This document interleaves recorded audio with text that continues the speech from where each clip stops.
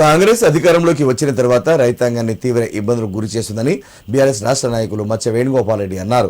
సిద్దిపేటలోని MLA camp కార్యాలయంలో ఏర్పాటు చేసిన మీడియా సమావేశంలో బీఆర్ఎస్ నాయకులతో కలిసి ఆయన మాట్లాడారు. కాంగ్రెస్ ప్రభుత్వానికి మొదటి నుంచి రైతులంటే చిన్నచూపే ఉందని ఆరోపించారు. గత ప్రభుత్వంలో మాజీ ముఖ్యమంత్రి కేసీఆర్ సమయానికి రైతు బంధు అందించారని, వ్యవసాయాన్ని రాష్ట్రానికి వెన్నెముకగా నిలిపారని గుర్తు చేశారు. కానీ ఇప్పటి కాంగ్రెస్ ప్రభుత్వం పంట కోతకు వచ్చినా కూడా ఇప్పటి వరకు రైతు బంధు డబ్బులు జమ చేయలేదన్నారు. ఉగాది పండుగలోగా రైతులందరికీ రైతు బంధు అందించి పొద్దుతిరుగుడు, మొక్కజొన్న, కందుల కొనుగోలు కేంద్రాలు ఏర్పాటు చేయాలన్నారు. లేని పక్షంలో బీఆర్ఎస్ పార్టీ రైతుల పక్షాన పోరాటం చేస్తుందని హెచ్చరించారు. ఈ సమావేశంలో కౌన్సిలర్లు నాగరాజరెడ్డి, మల్లికార్జున్, నాయకులు రెడ్డి, ప్రభాకర్ రెడ్డి, పొన్నమల్ల రాములు, ఇర్షాద్ హుస్సేన్ పలువురు పాల్గొన్నారు. ఇది రైతులను ఇబ్బంది పెట్టేటువంటి ప్రభుత్వం అయిపోయింది రేవంత్ రెడ్డి గారి ప్రభుత్వం.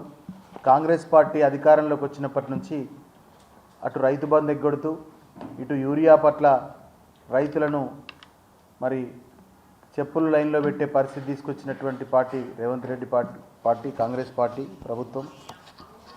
ప్రకృతి వైపరీత్యాలను ఎదుర్కొంటూ ఆరుగాలం కష్టపడి ఆఖరికి పంట చేతికొచ్చినాక కొనుగోలు కేంద్రాలను కూడా ఏర్పాటు చేయలేనటువంటి పరిస్థితి ఇవాళ ఈ రాష్ట్ర ప్రభుత్వం. అట్లాగే మక్కలు, సన్ఫ్లవర్ చేతికొచ్చాయి, కానీ కొనుగోలు కేంద్రాలు ఇప్పటికీ ప్రారంభించలేదు. కానీ ఇప్పటికీ కొనుగోలు కేంద్రాలు ప్రారంభించకపోవడం వల్ల రైతులు మక్కలు దాదాపు 1800 రూపాయలకే అమ్ముకునే దుస్థితి వచ్చింది. ఎంఎస్పీ రేటు 2400 ఉంది మక్కలకు. సన్ఫ్లవర్ పొద్దుతిరుగుడు విత్తనాలు అయితే దాదాపు 7721 ఎంఎస్పీ రేటు ఉంటే దాదాపు 6200, 6000, 6500కి అమ్ముకొని వెళ్తూ ఉన్నారు రైతులు. కాబట్టి ఇప్పటికైనా రైతులు ఇబ్బంది పడకుండా ఈ ప్రభుత్వం వెంటనే కొనుగోలు కేంద్రాలు ప్రారంభించాలని, ప్రారంభించినటువంటి కందుల కొనుగోలు కేంద్రాల్లో రైతులు అమ్ముకునే విధంగా మీ నియమ నిబంధనలు మార్చాలని, చిత్తశుద్ధి ఉంటే ప్రభుత్వానికి చిత్తశుద్ధి ఉంటే కొనుగోలు కేంద్రాల్లో రైతులు అమ్ముకునే పరిస్థితి ఉంటుంది.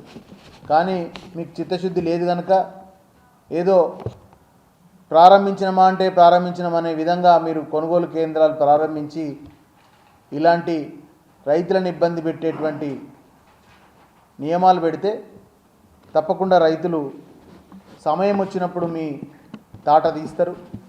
అట్లాగే ఉగాది లోపు గనక కొనుగోలు కేంద్రాలు ప్రారంభించకపోతే, ఉగాది లోపు గనక రైతు బంధు రైతుల అకౌంట్లో పడకపోతే తప్పకుండా రైతులను కలుపుకొని బీఆర్ఎస్ పార్టీ పెద్ద ఎత్తున ఉద్యమం చేస్తుంది.